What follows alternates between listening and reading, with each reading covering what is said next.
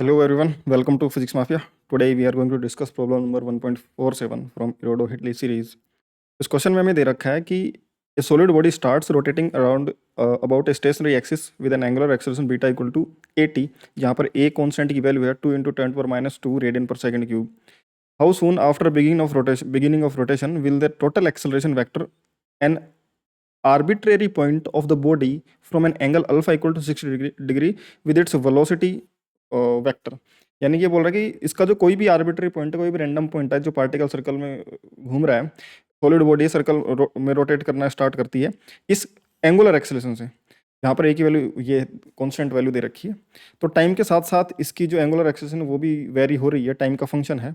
तो हम इसकी एंगुलर वेलोसिटी निकाल सकते हैं time as a function of time. तो ये बोल रहा है कि इसकी बॉडी पर एक ऐसा पॉइंट है, कोई भी रैंडम पॉइंट है, तो वो पॉइंट अपनी वेलोसिटी के साथ में उसका जो नेट एक्सेलरेशन होगा उस पॉइंट का, तो नेट वेलोसिटी उस पॉइंट की और नेट एक्सेलरेशन के बीच का एंगल 60 डिग्री जब होगा, है ना, हमें वो टाइम बताना है, how soon will it happen. ठीक है, तो क्वेश्चन इतना सही है.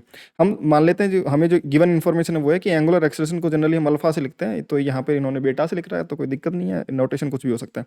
Angle beta a into T के बराबर दे रखा है. इनिशियल एंगुलर वेलोसिटी जो है वो t इक्वल टू 0 पर ओमेगा नॉट 0 बोल रखा है. ठीक है ना, वो बोल रहा है स्टार्ट्स रोटेटिंग. ठीक है, अब मान लो कि कोई भी, अगर मान लो कोई बॉडी है और वो घूमना स्टार्ट कर चुकी है, तो मान लो उसका कोई पॉइंट ये था, ये पॉइंट इस एक्सिस के अबाउट घूम रहा था, कोई रैंडम बॉडी का कोई भी रैंडम पॉइंट था जिसका सेंटर ऑफ रोटेशन ये था, तो वैसे घूम रहा है मान लो इस सर्कल में. टी इक्वल टू 0 पर वो यहाँ पर था, तो टी इक्वल टू टी पर मान लो वो यहाँ पर होगा. तो क्योंकि इस ऑब्जेक्ट का जो एंगुलर एक्सेलरेशन है, हमें पार्टिकल की रेडियस नहीं दे रखी, कोई भी रैंडम टाइप का ऑब्जेक्ट था और वैसे घूमना स्टार्ट कर गया. मान लो इस पॉइंट की बात चल रही है, इसकी चल रही है, इसकी किसी भी पॉइंट की बात हो सकती है. वो अपने अपने एक्सिस के अपने अपने सेंटर के अबाउट घूमना स्टार्ट कर देते हैं एक्सिस के अबाउट, जब ऑब्जेक्ट रोटेट करता है. तो ये पॉइंट भी अपने सेंटर के अबाउट घूम रहा है. हमें इसकी रेडियस कुछ नहीं दे रखी है, तो मान लेंगे कोई रैंडम रेडियस आर का पॉइंट है. बट ये जो भी टी इक्वल टू 0 पर होगा, टी इक्वल टू टी पर मान लो ये एंगल थीटा घूम गया, इस पॉइंट की स्पीड v हो गई है, इसका नॉर्मल एक्सेलरेशन सेंटर की तरफ जो सेंट्रीपिटल एक्सेलरेशन होगा वो ओमेगा एन लिख लिया हमने, डब्ल्यू एन लिख लिया, और जो टेंजेंशियल एक्सेलरेशन डब्ल्यू टो लिख दिया, क्योंकि जनरली इरोडो में एक्सेलरेशन को डब्ल्यू से रिप्रेजेंट करते हैं.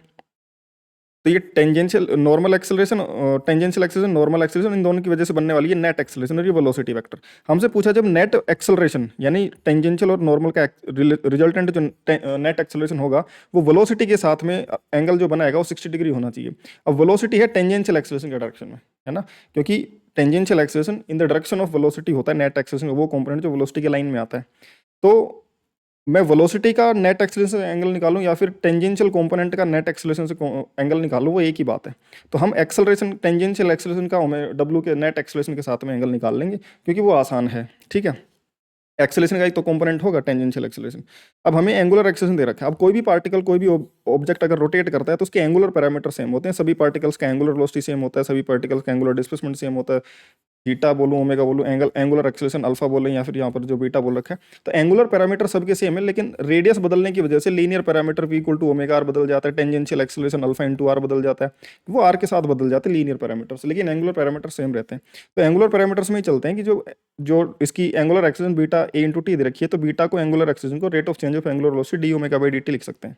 ठीक है, ये w लिख दिया तो इसको w के आगे ऐसे छोटा w की तरह लिख देते हैं, ओमेगा को इस तरीके से, है ना, ताकि कन्फ्यूजन ना हो. तो D W by D T equal to A T है, rate of change of angular velocity. तो डी डब्ल्यू इक्वल टू बन जाएगा 80, डी टी उधर चला जाएगा, इंटीग्रेट कर देंगे. टी इक्वल टू 0 पर बोला पार्टिकल स्टार्ट हुआ तो ओमेगा 0 होगा, तो टी इक्वल टू टी पर ओमेगा कितना होगा.